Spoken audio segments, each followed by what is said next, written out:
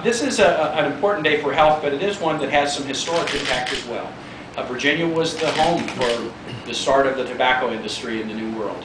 You know, those settlers who came to Jamestown could never figure out, they didn't find the gold they were looking for, and they couldn't really figure out how to raise crops that would economically support the growing Commonwealth until they hit upon tobacco. And tobacco was the cash crop that enabled Jamestown and the growing settlement to thrive. And it was the largest export from Virginia from the 1600s until about 10 years ago. So this has been a big and historic part of who Virginia is. And if you've been to the Capitol and you've been into the Senate and House chambers, engraved tobacco leaves on the roof of both chambers. It was a central part of who Virginia is. But human knowledge advances, science advances, understanding advances, and it's clear that in the last generation we've come to know so much more about smoking and its effects, and we've adopted increasingly targeted strategies to try to tackle smoking, and tackling smoking in restaurants has been a key goal.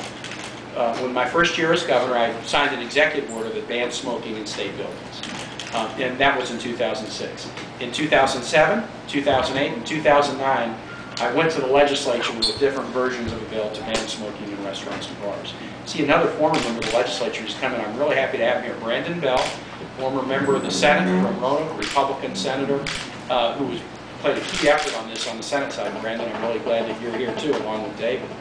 Well, this was kind of along the adage, if at first you don't succeed, try again.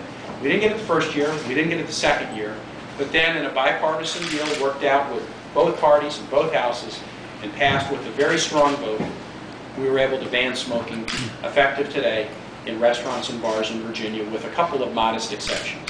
Outdoor patios that are truly open, smoking can be allowed. And if a restaurant builds a completely separately ventilated room, smoking can be allowed there, although restaurant workers cannot be required to work in it. And so that is the law that has gone into effect, and we feel very, very good about it. And it is proof of what we often see in politics and in life.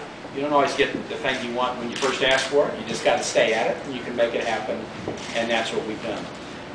We didn't make it happen just because of a governor and a legislature. We also made it happen because of some tremendous help from interest groups and others around the state who work for us. First, many restaurateurs like the Hamiltons and some regional restaurant associations weighed in heavily to support this, and for that I want to thank those who did provide support.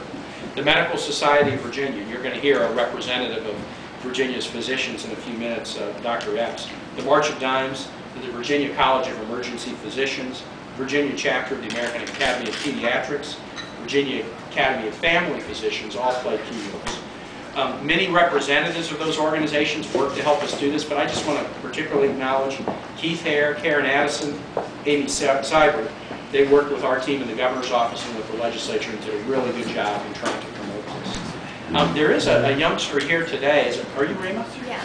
Let me just point out somebody who's here that I want to acknowledge. Rima Patel is a senior at Monticello High School here in Charlottesville. She plans to study nursing, and I want to acknowledge her as a volunteer for the work that she's done in this class. This fall, Rima was acknowledged by the Prevention Connections, which is a sister organization of the Virginia Foundation for Healthy Youth. She was named Virginia Youth Advocate of the Year for her work over the past 2 years with the Foundation's teen organization, and especially work dealing with the cessation of smoking. So Rima, I'm really glad that you came.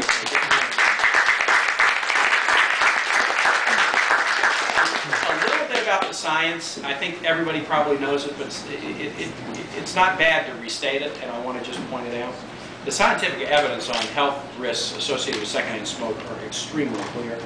Levels of secondhand smoke in restaurants and bars where smoking is allowed tend to be 2 to 5 times higher than in smokers' residences, 2 to 6 times higher than in offices that allow smoking. There tends to just be a denser congregation of smoke in restaurants where smoking is allowed.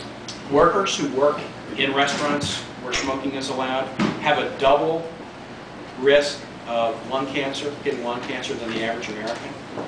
And you know, we regulate restaurants for all kinds of health effects, you know, hairnets in the kitchen and things like that. So it always struck me as kind of odd as we were working on this, why we would regulate certain health aspects of restaurants, but we would allow there to be a condition that would expose workers and others to a double the lung cancer risk, and we wouldn't do anything about that.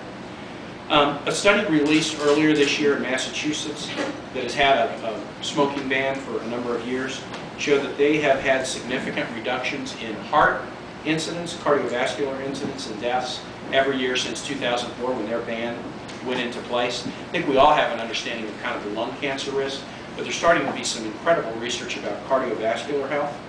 A similar study in Colorado was done this year that was released that looked at a very interesting set of jurisdictions. In Colorado, jurisdictions have been going no smoking but county to county, not statewide. So there was a comparison done between 2 jurisdictions that did not have a smoking ban and 1 jurisdiction that did. Their rates of hospital admission for heart incidents prior to the ban going into place in the 1 jurisdiction were identical. 3 years after the ban went into place, the heart coronary hospital admissions in the 2 jurisdictions that didn't have a ban had stayed the same. In the jurisdiction with the restaurant ban in place, coronary admissions had dropped by 41% in 3 years. This is the kind of effect that we see, lung cancer certainly, but also cardiovascular health.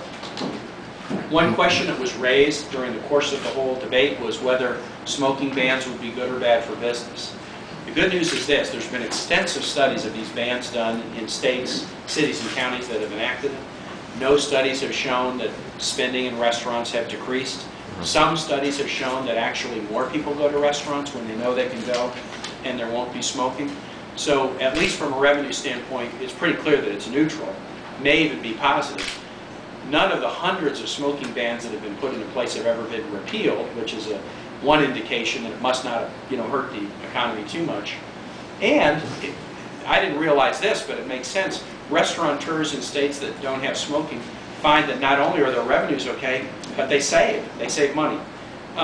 Costs are lower for a variety of reasons. Businesses without smoking have lower costs of insurance premiums for health and life insurance for their employees. They have lower fire premiums as they're getting their property and casualty insurance. Fire risks are lower when you don't allow smoking. That enables them to save money. They have lower worker compensation payments for illnesses that tend to be related to smoking. Lower absenteeism. Higher productivity of workers. All those things happen in jurisdictions that have allowed these smoking bans. Secondhand smoke in Virginia is responsible for over 1,000 adult deaths a year. It is also notable that there are deaths and significant effects to infants who are exposed to smoking. Asthma and other respiratory diseases become more severe as youngsters and others are exposed to secondhand smoke. And so we're working very hard, our Virginia Department of Health, as Marilyn indicated, to promote awareness about smoking and strategies for folks who want to quit. You've seen a great example here. We have a Quit Now Virginia campaign and a Quit Now hotline. We can take calls from any citizen, not just state employees. Any citizen wants to learn how to quit smoking, and this is a great endeavor that we have that is already helping thousands of Virginians. I'll just conclude and say this. We are engaged in a massive debate at the national level about health care reform. And I think it's always important as we talk about health care reform to say health care starts with health. There is no reform that has the possibility of working in a society that allows its citizens to lead increasingly unhealthy lives. We can spend all the time reforming we want, but if we allow citizens to lead increasingly unhealthy lives, the reforms that we put in place will not really be effective. And so what we need to do, if we're going to really be serious about healthcare reform, is obviously do what the President and Congress are doing right now, looking at these strategies to pass comprehensive health reform. I'm a big supporter of it. But we also have to do what we can to promote exercise and good nutrition and to promote the cessation of smoking. Those will be some of the best things we can do if we want to make sure our health system works out to produce that goal of citizens living healthy and productive lives. So, to the Hamiltons again, I want to say thanks for hosting us. To all of you who have been part of this, activists, concerned citizens, legislators, local elected officials, I think you can really celebrate this day as a historic one that's great for the health of all Virginians and will be for years to come. And with that, let me bring up Kate Hamilton, one of the owners, along with her husband Bill, of this wonderful establishment. Kate, thanks for hosting us today. Give her a round of applause.